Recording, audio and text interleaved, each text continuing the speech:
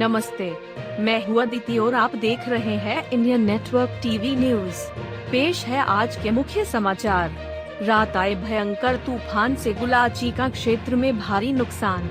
बिजली के टूटे खंभे, पेड़ उखड़ने से रास्ते हुए बंद। घरों के ऊपर लगी पानी की टंकियां उड़ी। घरों की खिड़कियों के टूटे शीशे। लोगों का हुआ भारी नुकसान। भयंकर तूफान के डर से लोग घरों में दुबके रहे। तूफान के चलते क्षेत्र में बिजली गुल। गुलाचीका उपमंडल के गांव चाबा में बीती रात आए तूफान में लाखों का हुआ नुकसान। गांव वालों ने बताया कि बीती रात जो तूफान आया था उसमें लगभग लाखों रुपए का नुकसान हुआ है। गांव वालों ने यह भी बताया कि जब यह तूफान आया तो लोग अपने अपने घरों में बिल्कुल शांतिपूर्वक रूप से बैठे थे। एकदम इतना तूफान आया कि किसी को कुछ समझ ही नहीं आ रहा था कि क्या हुआ। देखते ही देखते सैकड़ों के हिसाब से जो सड़क किनारे पेड़ थे वह सड़क पर आ गिरे। इंडियन नेटवर्क टीवी न्यूज के लिए गुलाचीका से गुरदीप सिंह की रिपोर्ट।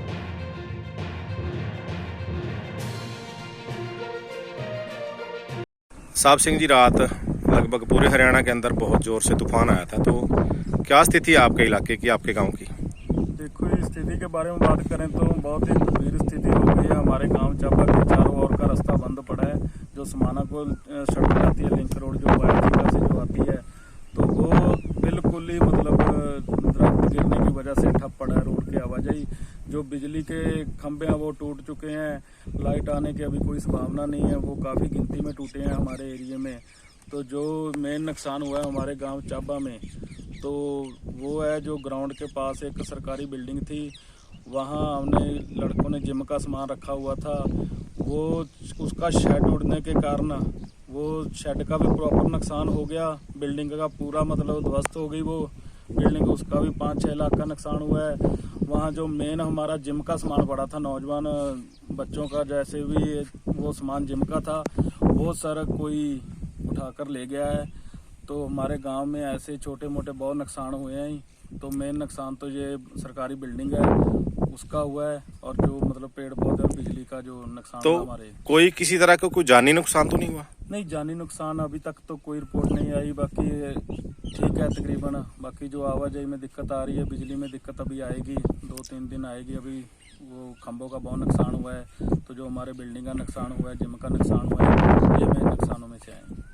काबल सिंह जी, रात लगभग पूरे हरियाणा के अंदर बहुत ज़्यादा आंधी तूफान आया था, तो क्या आपके गांव में कितना नुकसान हुआ है?